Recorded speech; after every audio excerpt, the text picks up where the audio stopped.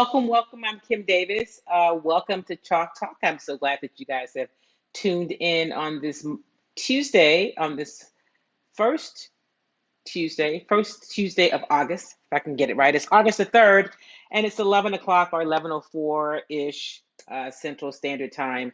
Welcome. I'm using a different platform. I'm just giving you a heads up today because I have had a few technical challenges making the switch to the new platform, but I have no doubt that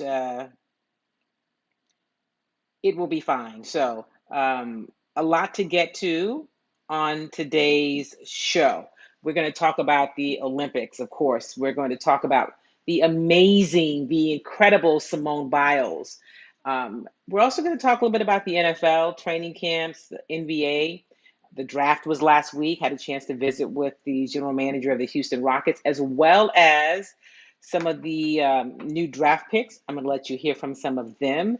And as it relates to the Texans and NFL training camp, today is the first day of pads. I'm not there because I'm here with you live, but I have been there leading up to today.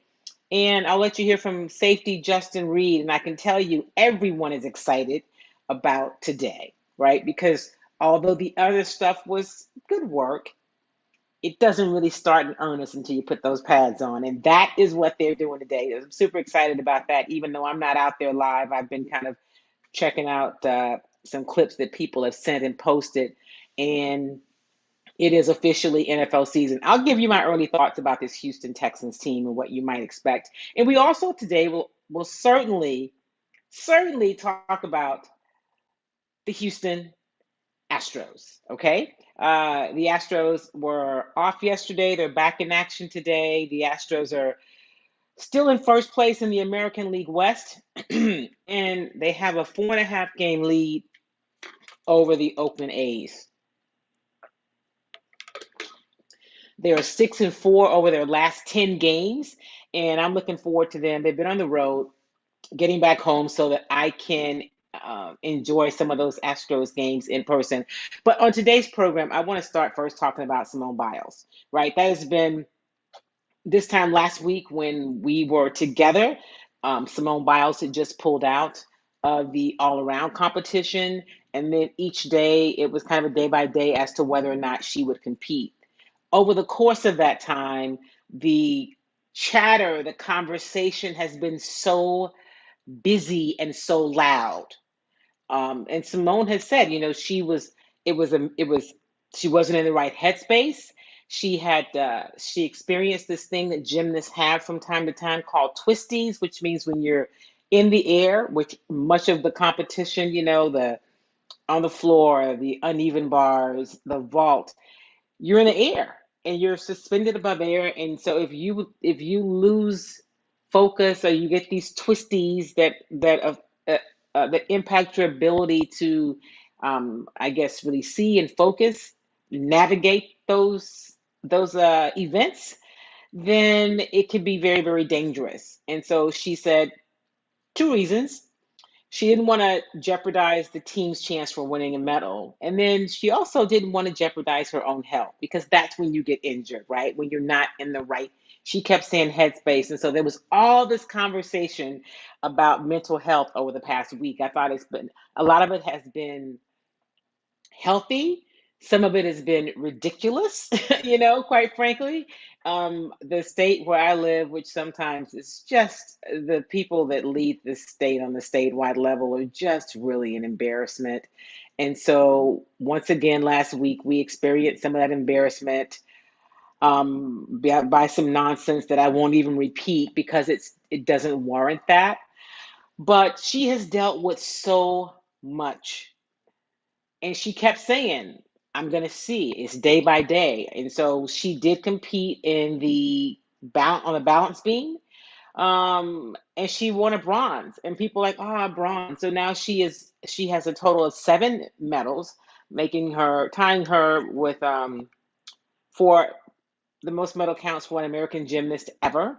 She is still, I believe, the most decorated gymnast just because of the kinds of competitions and the kinds of routines that she undertakes or that she goes through. So it is a sheer example of perseverance, of fighting through things. And she said, it wasn't that she didn't have a good vault. That's why she pulled out.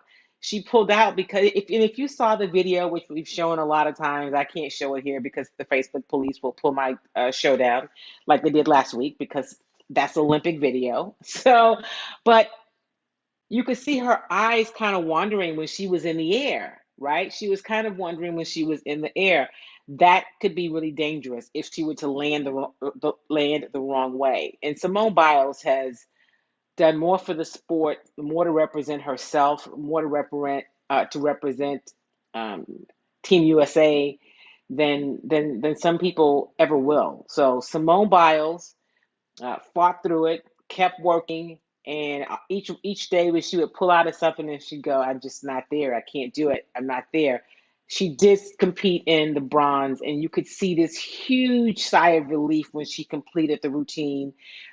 Yes, she won the bronze. That's great. She's got plenty of medals, but I think it was just her fighting through it and working through that with herself. I think that's amazing. I think there's so many stories there, and so it was just good to see her um, be able to push through it, be able to compete at that level. And yeah, it was, I can't imagine, right, exactly. Dr. Rob says, I can't imagine how terrifying that must have been, for her to be lost in the air. Exactly. But here's what's really cool. How many of us have things that we have to fight through in our own lives? Whatever it is that you do, whether it's in your business, it's with things in your family, it's things on your job, it's things in your personal life, and you're like, I'm gonna keep fighting through it. I'm gonna keep fighting through it. Forget what anybody else says. I know what this takes. I know what is involved here. That is what she did.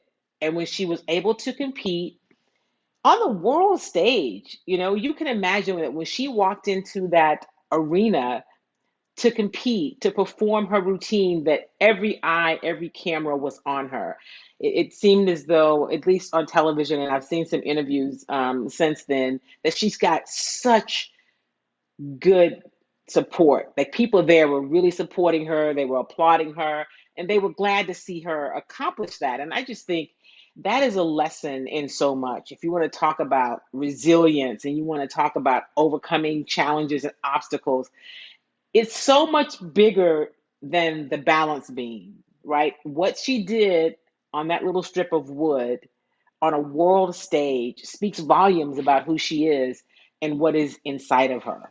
And so, if she had not competed because she was concerned about her safety, and she said she wouldn't compete unless she thought she could do it safely, she would still be, if she'd never competed in another event, never won another medal, she would still be amazing, right? She'd still be a champion.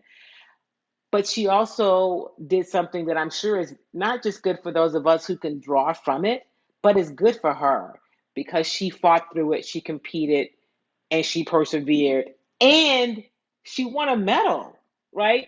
She won a medal. I think bronze is what she won in the last Olympics on the balance beam. And so some people, I saw Dominique Dawes earlier, and I was hoping that they would make the interview available, and I keep checking, and it's not up yet.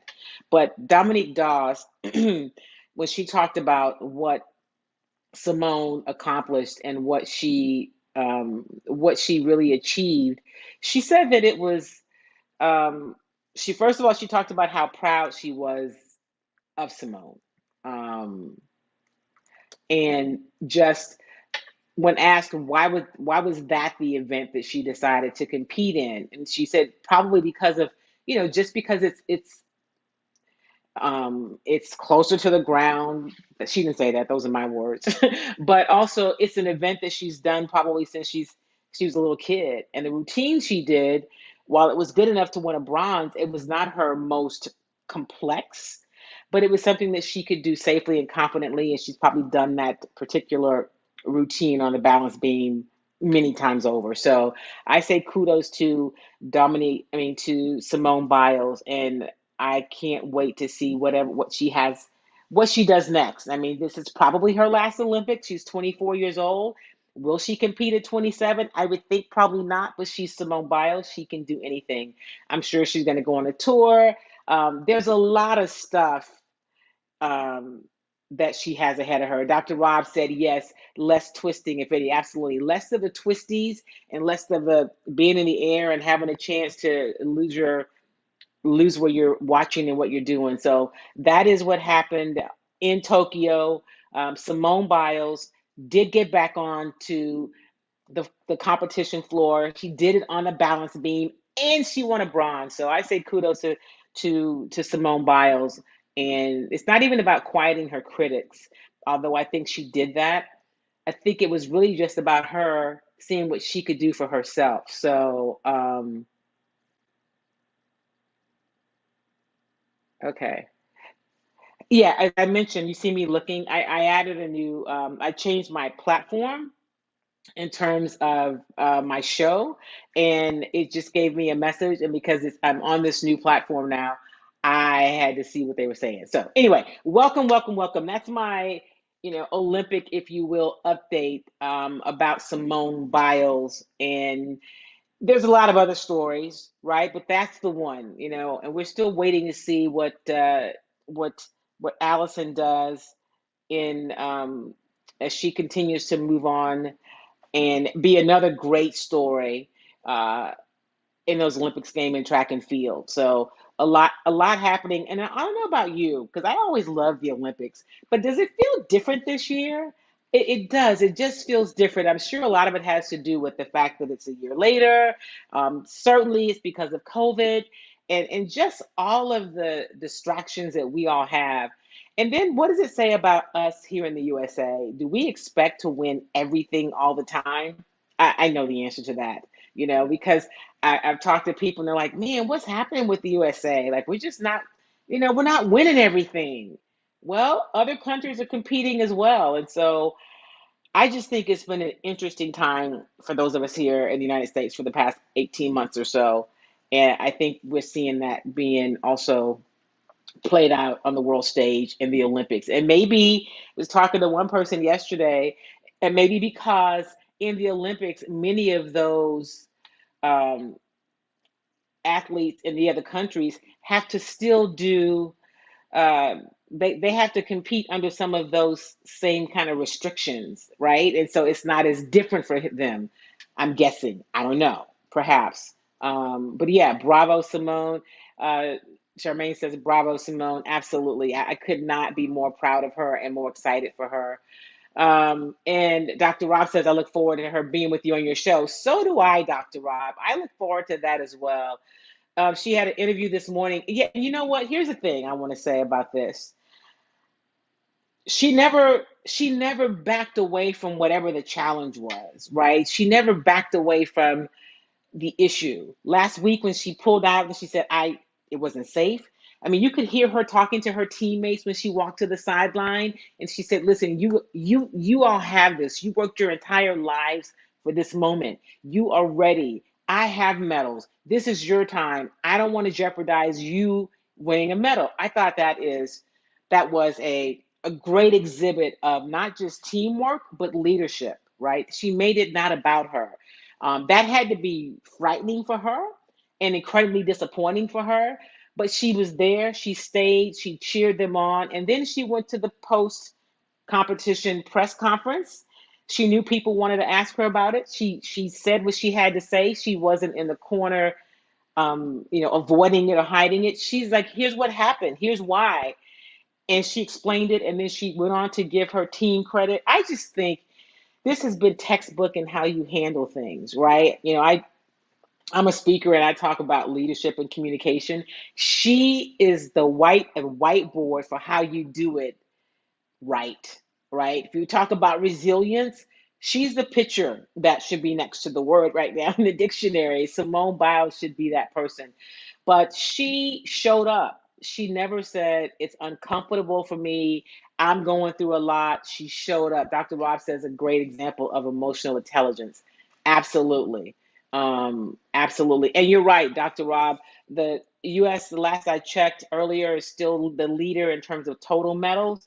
China is the leader in gold medals, but the US had won the most medals as of about an hour and a half ago. So it is a lot, right? We will do, you know, um, yeah, I mean, and if you think about it, this is Simone Biles, and then we're going to go on to something else, but I just think it's a story that's worth giving a little bit more to. She's a person that, as Dennis mentioned, had points deducted before in a competition because they said that what she did was so difficult and so dangerous, and they penalized her for that. I mean, Simone has overcome and it continues to overcome so many things. I mean, we know the story of her family history. We understand about um, the Larry Nasser, the doctor who's been convicted of sexual assault. She, I believe, is the last person on the Olympics, on the USA gymnastics team that was victimized by this heathen who is serving time in prison now. And then she goes to the Olympics. She's everyone's always looking to her. She goes to the Olympics, and then she has a misstep on the vault, which could have been a whole lot worse, right? It could have been life changing, and heaven forbid, even life ending. So she has handled that without like family and friends. I mean, she's there with her team, but you don't have the support because of COVID. Uh, and she's navigating it and she's getting through it. And she wrapped it up with a big fat bow with a bronze medal. She got back out there. So her saying every day, not sure, I got to pull out. I got to pull, I can't, I'm not ready yet. That is just resilience. It is a great example, Dr. Rob, of emotional intelligence. For doing what other people couldn't was such a poor decision, you're right, by the IOC, for them to penalize her for being so amazing and so resilient and just fabulous to watch. So that's my Simone Biles update. That is what we have from the Olympics. So now let's jump to what's happening in the National Football League. I know many of you follow me and just trying to see if this video posted yet, and you pay attention to you're interested in what's happening with the Houston Texans. I have been out there at Texans camp. I don't know if you can tell here, but you see I've been sun kissed, not from the beach, which I don't mind being sun kissed at all. But I, let me see here. I'm trying to see if I can share this. I'm trying to send something, share this video. Like I said, I'm mentioning it's this new platform I'm using, so I'm doing a couple things. But you know what? It's kind of like live TV. You just have to kind of navigate through it. But I've been out at Texans camp, and yes, let me just tell you, it's been hot. A total side note, I just wonder why they started camp at 9:15. I mean, why not start it earlier? Um, why not start it earlier? Because it's so hot. Well, the players are there. They get there, I don't know, at 6 in the morning or so. Um, but anyway, I I think that this is really crazy. Why is it not letting me play this video for you guys? Okay, I have one more option. Hmm. Okay, we'll get to it. If not, I'll post it after the show in the comments so that you can see it. I have some video with Justin Reid and Coach Culley. But here's a question that many of you have been asking me: what's going on with Deshaun Watson? Well, here's the thing: he did show up. He is in camp. It was kind of a circus the first few days because, of course, we even had the networks in town, whether it was ESPN or NFL Network, and everybody wanted to know from Nick Casario and the general manager and the head coach David Culley what's going on with Deshaun Watson. So let me just tell you, I think that they've not handled it well at all. And I'm talking now about the Texans. I think that Nick Casario, instead of just he did say, hey, listen, I know that the question that many of you guys have is what's going on with Deshaun Watson. Okay, that was a good start. And then he said, we don't have an update. I think that's fair. And it's just going to be day by day. What does that mean? How about this, Nick Casario? Hey, I know everybody here wants to ask about Deshaun Watson, but we really don't have anything else to add, right? There's so many questions that are unanswered. We're waiting to see what the league does with its investigation. We're waiting for these cases to play out in court. So we're not going to speak to the legal issue. And in terms of what it means for our football team, nothing has really changed. We don't have the answers to that yet. And they don't have to play their hand, but to say that for the head coach then to say, well, he wasn't in OTAs, which is the voluntary off-season training program, right? Deshaun knows this offense better than anybody. So what that he wasn't there during OTAs. That's not why he's not playing. That is what's disingenuous. And that lack of transparency is what makes people then not trust what you say. Okay. That's ridiculous. And then to say every day, well, we're just waiting to see what he does. So if he gets better, he's going to get more snaps. No, here's the truth. Deshaun will never suit up in a game as a Houston Texan quarterback and take a snap from center again. I feel really strongly about that. If you follow me and if you listen to my show over the months, over the years, you know that even before the legal issues, the civil issues arose for Deshaun Watson, I said from the very beginning, I don't think the Texans want him. But they were smart enough to never say we don't want this guy on our team because he's one of the best. He's a he's a revolutionary player in that he can change really the trajectory of what your team can be. So of course he can't come out and say we don't want him, but everything they did in terms of their actions showed that they didn't want him. To me, I've been saying that since January. So they got greedy. They should have traded him. And then the dam broke. And oh yeah, by the way, they knew about these potential the issue that came out with these civil cases. They didn't find out about it the same time that most of you found out about it. That's not really the truth.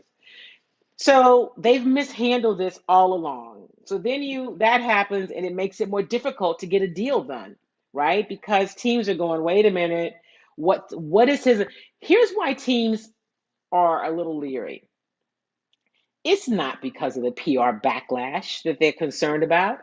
It is because they're concerned about his availability. When will he be able to play? Do we bring him in? I mean, the NFL has not completed their investigation. So will they put him on the exempt list? So yes, he would still get paid, but he would not be able to play. Will they suspend him?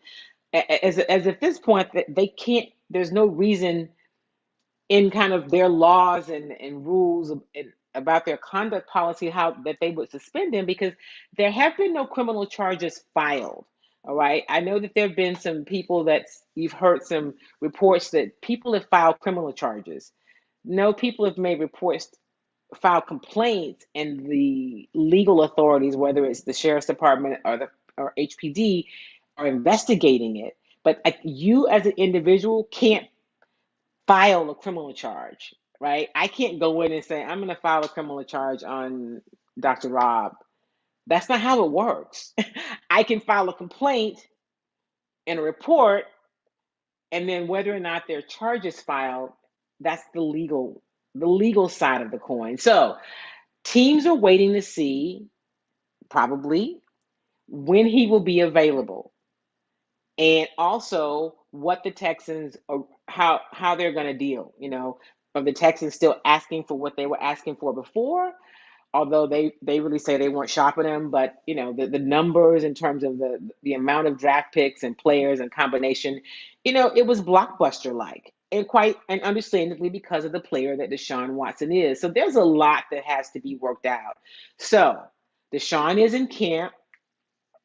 And when you hear people say, well, he's running scout team, I've had a few of you ask me, what does that mean? So right now there are four quarterbacks in camp. Obviously, during the season, the team doesn't carry four. Most teams carry uh, two or three at the most. They may have one on the practice squad, but scout team is usually, rookies or practice squad players, other players that are playing the role of the opponent. And so they're the scout team. So, yes, Deshaun is running scout team, but he's not really doing anything. So, while he may be listed as fourth on the depth chart, anybody who covers this game knows that means absolutely nothing. It just means that he's never going to play here. They know that. He knows that. He just doesn't know how it's going to be resolved. There will have to be something will happen at some point. And so I quite frankly think the Texans should have just let him be in the workout room or in the meetings room. Why parade him out on the field so that he can sit over kind of by the side looking like I would rather be having a root canal than be out here doing this. And he's not really doing much. He takes a few snaps in individual drills. He's not really doing much. Like he's not really playing when they're doing on 7. He's not really a part of that. And today they're in pads. Of course, I'm here with you live, so I won't know what that looks like until I'm out there tomorrow. But I will. I'll get the video from the Texans when they wrap up today, and I'll get the sound. But here's a reason. Here's a couple of things. The Texans don't want him to get hurt because they've got to pay him. He's got guaranteed money. He doesn't want to get hurt, because then it prolongs whatever you can do someplace else. Uh, I just think it's just not a great situation. And has Deshaun been guilty of maybe not handling it the best himself? Yeah, absolutely. He has not handled it the best from the beginning when he had all of these kind of cryptic messages on Instagram, and then kind of demanded a trade. So we're told he never really talked about why. Now, he doesn't have to, right? But I think that public sentiment has changed. I think before that most people, I'm never going to say everyone, most people were firmly in the Deshaun Watson camp before the legal stuff broke. People have different thoughts about that, and I'm not really discussing that because I don't have any more information than anybody else does. I mean, I've seen the same kinds of things that you have.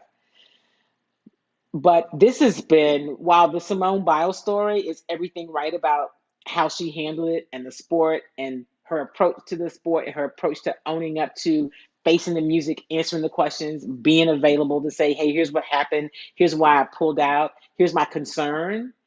Everything's right. Well, this situation between the Texans and Deshaun Watson, everything has really been wrong. Um, they should just not. Why do you have him out there? And for the head coach to say, bless his heart, for him to say every day, well, nothing's changed, because what he said the first day of camp was, we just got to see. He hasn't been out there, and he's got to know the offense. What are you talking about? Deshaun Watson is so much better than anybody on this team, hands down, eyes closed, end of story. That's not it. Just say it for once and for all, get it off the table and say, listen, we don't want to talk about this every day. When there's something to report, we will share it with you. But what I can tell you is, for obvious reasons, we're just being cautious because we don't really know what's happening in terms of Deshaun's availability.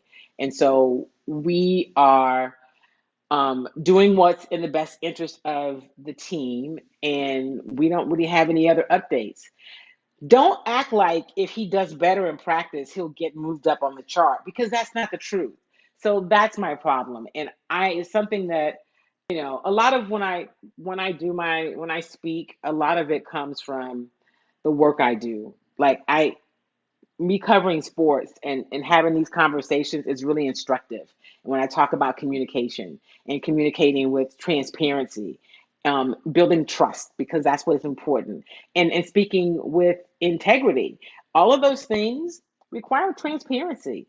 And that is what your audience appreciates, whether the audience is the people at home watching, whether the audience are the people in your house, your family, whether the audience is the business that you're leading, your coworkers, your team, whatever that is. Transparency is huge, and integrity, major. And that is what is disappointing about how this Houston Texans front office organization is handling all of this. Whoops. How about we turn the phone off? So that's kind of my Texans update, if you will. I will tell you the quarterbacks don't look great. Clearly, Tyrod Taylor would be the starting quarterback if the season were to start tomorrow. Davis Mills, and maybe he's just nervous. Maybe he's overthinking it, but he's struggling, right? He's struggling. My opinion, uh, just based on the number of balls he throws to the defense, it's he's kind of struggling. Um, a couple of receivers are exciting. I think Nico Collins is going to be exciting. David Culley said yesterday that he is, but there's some things they need him to do, so he's not where they need him to be yet. But they feel good about what they're seeing from him. Anthony Miller, of course, people like what they're seeing from him. That Randall Cobb was traded. He's back in Green Bay with Aaron Rodgers. And they've got a couple of running backs that have been kind of cool to watch. I mean, it's the second week of training camp. And again, today is the first day of pads. And as they all said, it's not really, you're not really, how do you say it? You're not really playing football, if you will, until football hasn't really started, rather, until you get until you are in full pads. So that's today.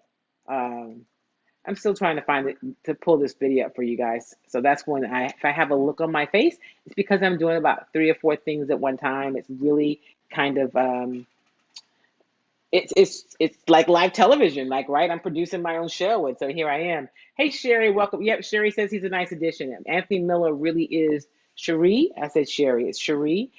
He really is a nice addition to this ball club, and you know, you get some receivers. Then you don't really have great quarterbacks or a great quarterback. They're probably going to have to go get him a veteran quarterback from somewhere as a backup because yeah, the group that they're working with is just not that great.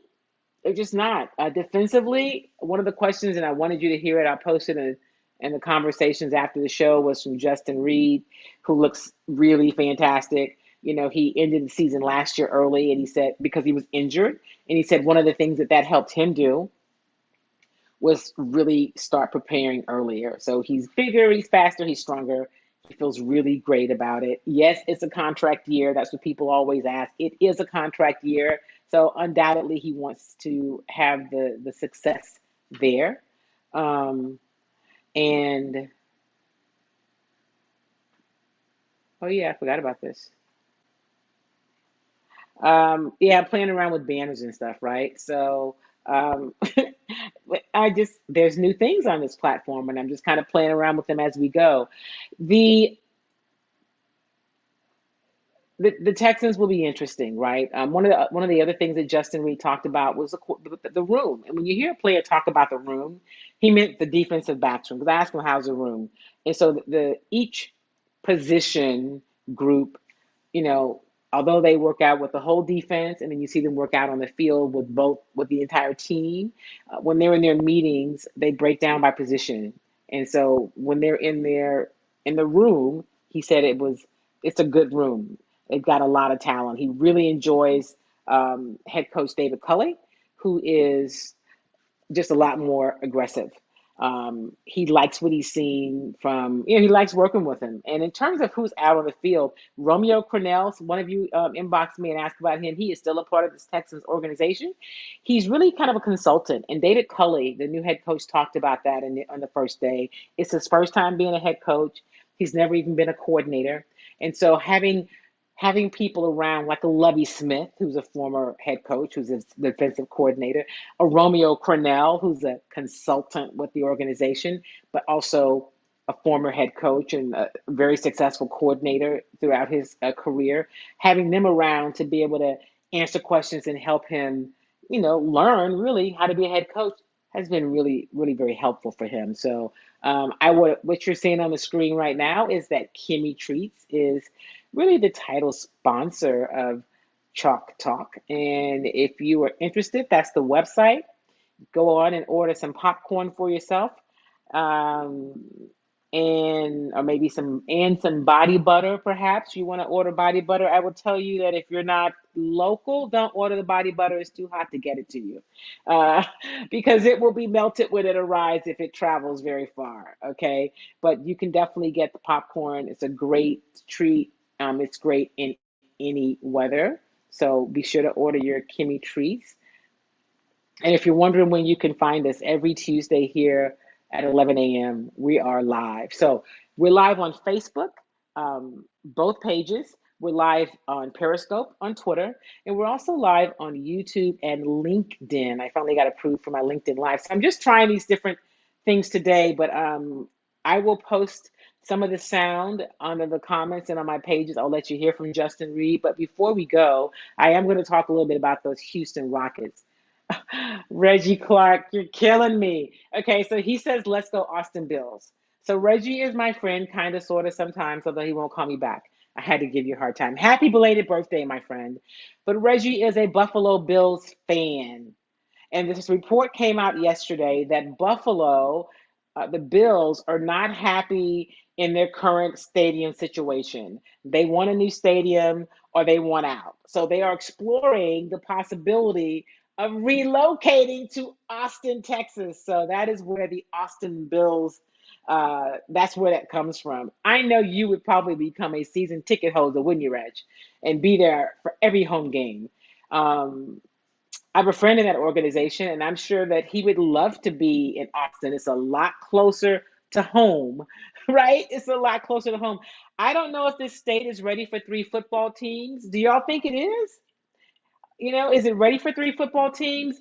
I don't know that Austin support a football team? And here's what I mean by support, because it requires a lot of corporate support. Well, but there is a lot of Cherie says no. And then of course Reg says yes. Austin, it does have some big players there. You've got Dell there. You've got it becoming like the three baseball teams. Oh, three basketball teams. You're right. They're the Spurs, the Mavs, and the Rockets. They're three basketball teams. NFL is different from basketball, but you make a great point. I think maybe the state could support it. You know, there's the corporate community in Austin is pretty strong, and of course, it's become kind of the tech capital of the non-Silicon Valley space. And so there are tech companies that have a big presence there. You've got, yeah, so who knows? I think it'd be interesting. Listen, I'm all about it. I would love to see another football team in the state. I think it'd be interesting. And then Austin's a quick drive to go up there. Uh, you know, I think it'll be interesting to see how it plays out. Now, here's a question I'm going to ask you, Reg, because you know Buffalo, you know that market. Is Buffalo Does will Buffalo fight to keep the Bills, right? Will they fight to keep the Bills, and do they have the wherewithal? Because I think the number they're talking about in terms of the stadium is a $1.5 billion, and they're also talking about the Sabres wanting a new place to play. So, uh, my Buffalo expert, if you will, um, is Austin. I mean, is Buffalo, are they viable in terms of the kind of money it would take to build a new stadium? Would they come up with the $1.5 billion? Would they fight to keep the Buffalo Bills? Because if they lose the Bills, I can't imagine them ever getting another football team. So, um, great point. It would be akin to Cleveland losing the Browns. Well, that's true.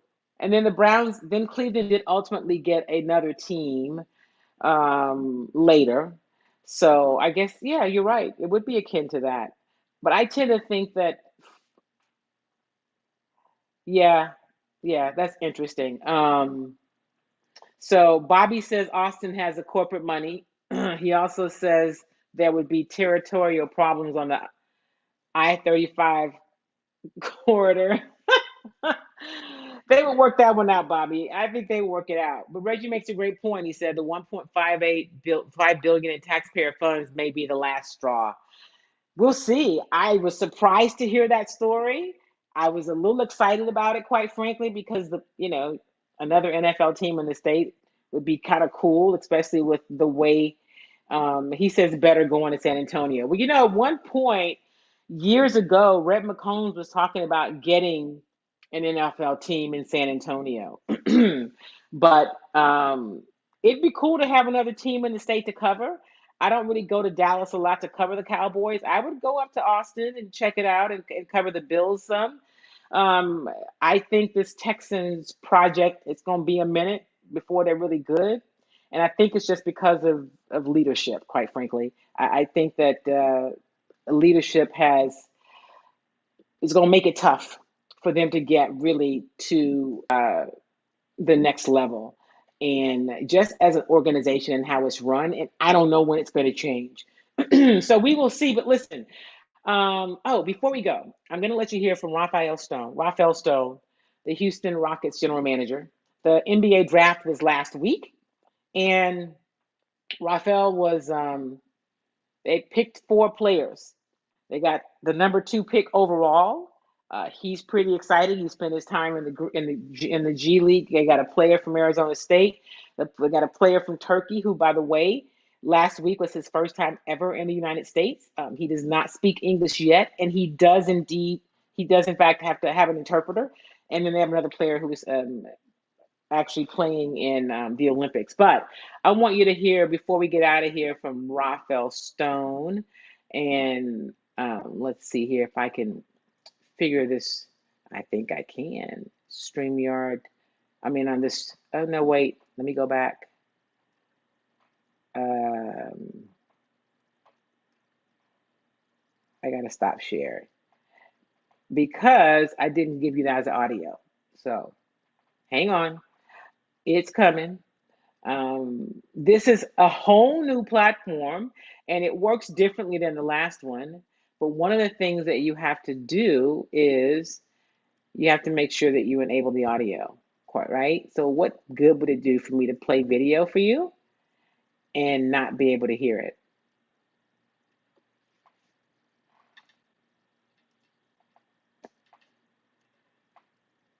Let's see. There's Rafael Stone. Is it going to play? Oh, wait, let's go back.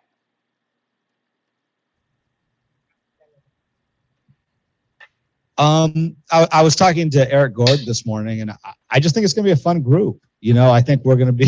I know we're going to be really young, and I think that's something that can be really exciting. And I think we saw that at the end of the year, where I think a lot of the youthful enthusiasm of our players was good for our coaches, was good for the vets, and they did a good job of supporting one another. And I think that's carried over to this summer. I think. We've got a great summer with guys really getting better and doing it together and enjoying it. And I think this group is going to enjoy them. I think our current group will enjoy them, and it'll be back and forth. And these guys will hopefully support each other. That is my expectation. Is that we're all in this together, and I will definitely support them, but they need to support me too. And same thing with one another. And so. So I think that's it. And I think for our fans, I think this is a really, really exciting time. It's for the last 10 years, up until this year, we were a team trying to win a championship. And there's a ton of excitement with that. We were a veteran team. We were just knocking on the door. We were never able to get in, but we were just knocking on the door over and over and over again. And so now's our chance to build back up. And that there's a lot of fun on that path too. And I think it's going to be fun for this group, for our current team, for me, for our coaching staff, and I also think it's going to be fun for our fans. That was Rafael Stone, the general manager of the Houston Rockets. And the question I asked him that he answered was, tell us about this team. So I'm going to be posting some video. If you will, just continue to pay attention and follow follow my platforms. I will show you, I'll let you hear from a few of the people. I'll let you hear from... So if you follow me on Twitter, it's at Kim Y. Davis. And if you follow me on Instagram, it's at kim.y.davis. And Here we go. Kim.y.davis. That's my handle. That's my where you can reach me on Instagram. Follow me on the platforms.